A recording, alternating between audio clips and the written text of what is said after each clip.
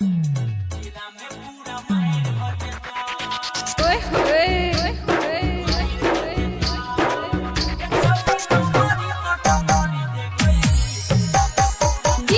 Kanchan Raj Muzaffarpur. DJ Kanchan Raj Muzaffarpur. जिला में पूरा मायर भजता के जदी ओई से तू लहंगा उठोइबी जिला में पूरा मायर भजता के छौरी नमरी पटंगरी देखोइबी जिला में पूरा मायर भजता के जदी ओई से तू लहंगा उठोइबी जिला में पूरा मायर भजता।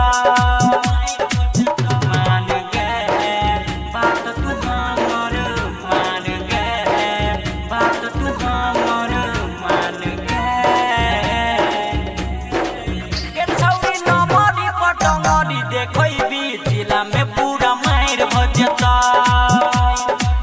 के जदी ओई से तू लहंगा उठोइबी जिला में पूरा मायर भजता।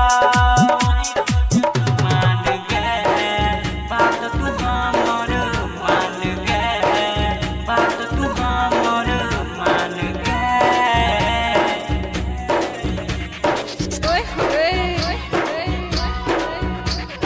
डीजे कंचन राज मुजफ्फरपुर।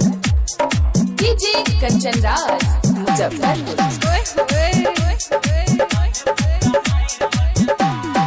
अभी तू हो घूमे छोकू मोहन लहाग छो चौकी दे भी तोड़ गे लहाग छो सब छौरा के जई भी तू छौरी तू खोइट गे देखाबोई चाल बचाबोई चाल सब छौरा के दरसाबोई छाए ना करबे त केहू न लेता के छौरी नमरी पटंगरी देखोइबी जिला में पूरा मायर भजता के जदी ओई से तू लहंगा उठोइबी जिला में पूरा मायर भजता।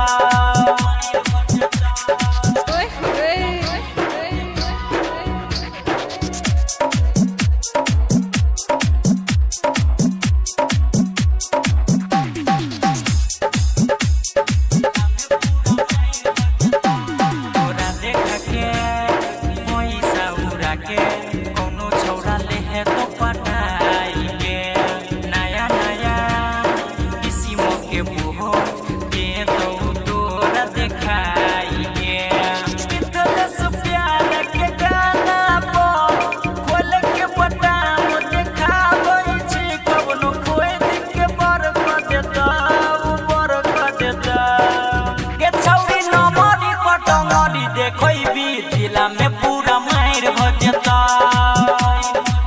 के जदी ओई से तू लहंगा उठोइबी जिला में पूरा मायर भजता।